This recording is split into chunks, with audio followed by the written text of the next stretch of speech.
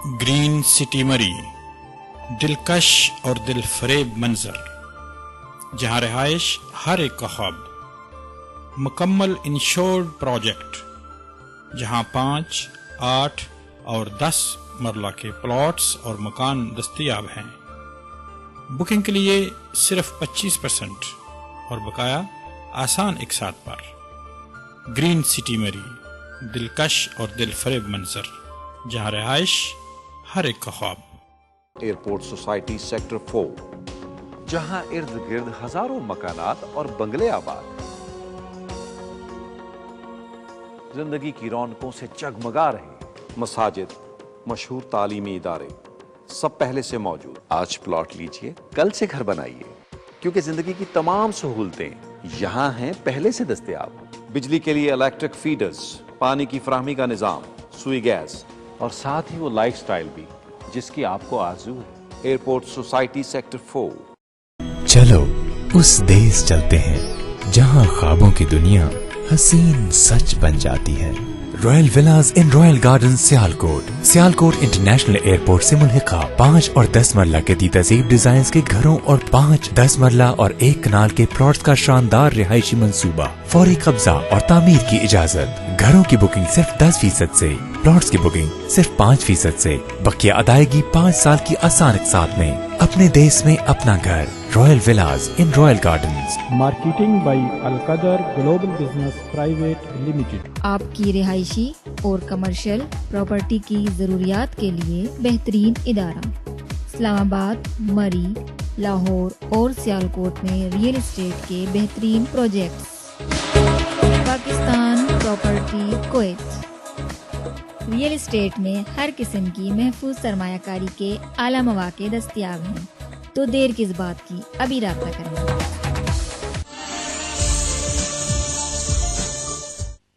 بسم اللہ الرحمن الرحیم۔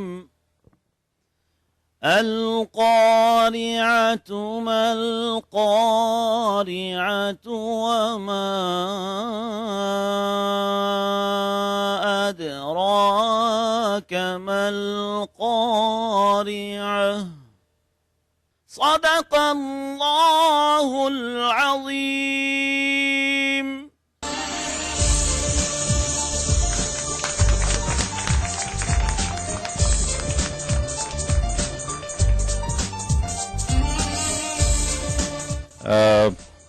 بٹ صاحب، آپ کا شکریہ کہ آپ نے آج کی یہ تقریب منعقد کی اور ہمیں پاکستان کو یاد کرنے کا ایک اور موقع دیا یہاں پہ 23 مارچ کی مناسبت سے۔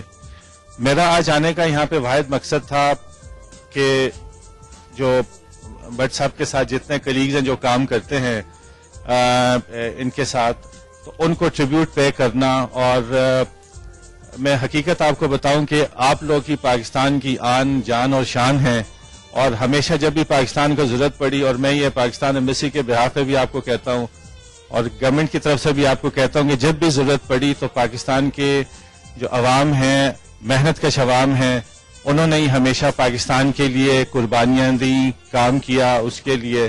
اور جب 23 مارچ کا جب موقع آتا ہے اور جو پاکستان بننے کے لیے بھی جو قربانیاں دیں وہی پاکستان کے عوام نے دیں، اور آپ کی جو کنٹریبیوشن ہے یہاں پہ کویت میں وہ بہت بڑی ہے ہمارے ملک کے لیے، اور میں اس چیز کو ایکنالج کرتا ہوں، اور آپ سب کا حکومت کی طرف سے اور ایمبیسی کی طرف سے شکریہ ادا کرتا ہوں۔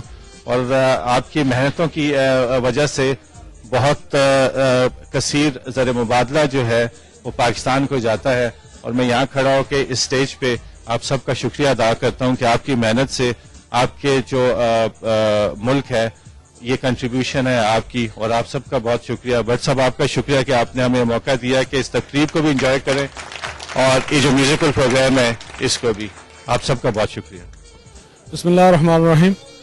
میرا خیال ہے کہ اس کو جتنے بھی اچھے طریقے سے منایا جائے وہ بہت کم ہے، کیونکہ یہ ہمیں اپنے آباء و اجداد کی قربانیوں کی یاد دلاتا ہے، ان کی کوششوں کی یاد دلاتا ہے، اور یہ وہ مبارک دن ہے جس سے ہماری آزادی کی صبح طلوع ہوئی، اور ہمیں اس پہ جتنی بھی خوشی کرنی چاہیے وہ کم ہے، خوشی کریں وہ کم ہے۔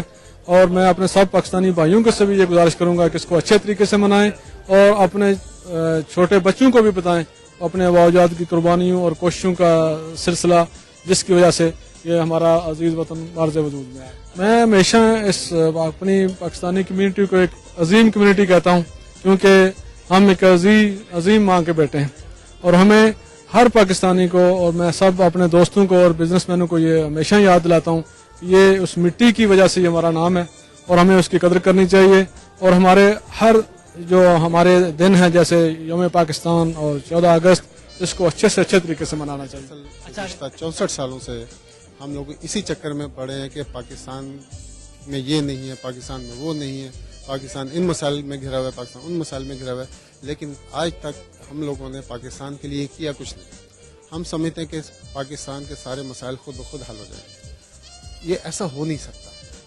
اللہ تعالیٰ نے فرمایا کہ جب تک آپ اپنے مسائل کو خود نہیں حل کریں گے کوئی اور آپ کے مسائل حل نہیں کرے گا. جہاں تک باہر کے ملکوں میں جو پاکستانی رہتے ہیں ان کے لیے پاکستان کی خدمت کرنا پاکستان میں رہنے سے زیادہ بہتر طریقے سے ہم انجام دے سکتے ہیں، چونکہ یہاں پہ ہمارے پاس وہ تمام وسائل موجود ہیں، وہ تمام انفارمیشن موجود ہے جو ایک ملک کی بہتری کے لیے ہم ان کو استعمال کر سکتے ہیں. اس کے لیے چونکہ ہم لوگ ہمارے پیسے کا پرابلم نہیں ہے، ہمارے پاس ریسورسز کا پرابلم نہیں ہے، اور ہمارے پاس سب سے بڑی چیز یہ ہے کہ ہم ایک خوددار قوم ہیں. لیکن اگین بات وہی آ جاتی ہے کہ ہماری اس جو پاور ہے، ہماری جو اسٹرینتھ ہے، اس کو کسی نے یوٹیلائز نہیں کیا. آپ کا ہمارا جو پاکستان ہے وہ ہمارے پیسے بھیجے ہوئے پیسے سے چل رہا ہے، لیکن ہمارے پاکستان کی جو حکومتیں ہیں انہوں نے باہر کے رہنے والوں کو وہ عزت وہ اہمیت نہیں دی جو ہونی چاہیے تھی. پیسہ دینے کے لیے تمام حکومتیں جو ہیں باہر کے لوگوں کی طرف دیکھیں جی باہر سے پیسہ بھیجیں، لیکن جب ووٹ کا بات آتی ہے تو ووٹ کے لیے پاکستانیوں کو پوچھا ہی نہیں جاتا.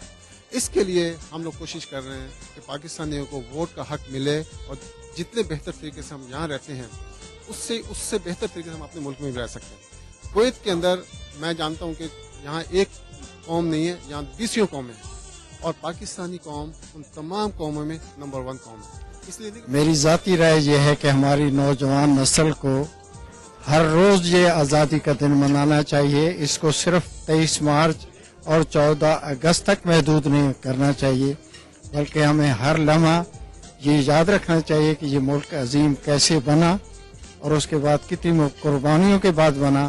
اس لیے ہم نے کس طرح اس کی حفاظت کرنی ہے، کیونکہ جو کچھ ہمیں اس ملک نے دیا ہے ہمارا یہ فرض بنتا ہے کہ اس ملک کے لیے کچھ کریں. اور ہم لوگوں کو یکجہتی اور یونٹی کے ساتھ آگے بڑھنا چاہیے اور اسی طرح جو ہے نا منانا چاہیے. ہم لوگوں کا ایک کلچر ہے، اگر ہم لوگ یہ پروگرام نہیں کریں گے تو ہم اپنے کلچر سے آئی تھنک الگ ہوتے جائیں گے، دور ہوتے جائیں گے، اور یہ چیز نہیں ہونی چاہیے میرے نظریے میں.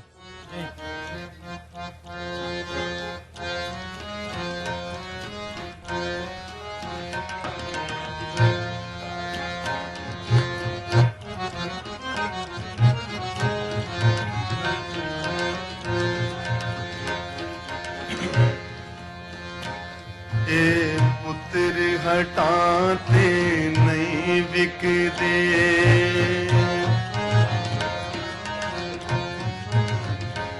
اے پتر ہٹاتے نہیں بکتے، کی لبنی پھرے بازار گڑے، پتر ہٹاتے نہیں بکتے.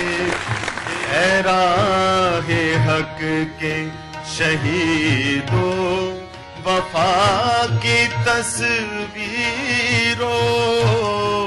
تمہیں وطن کی ہوائیں سلام کہتی ہیں. اے راہ حق کے شہیدو،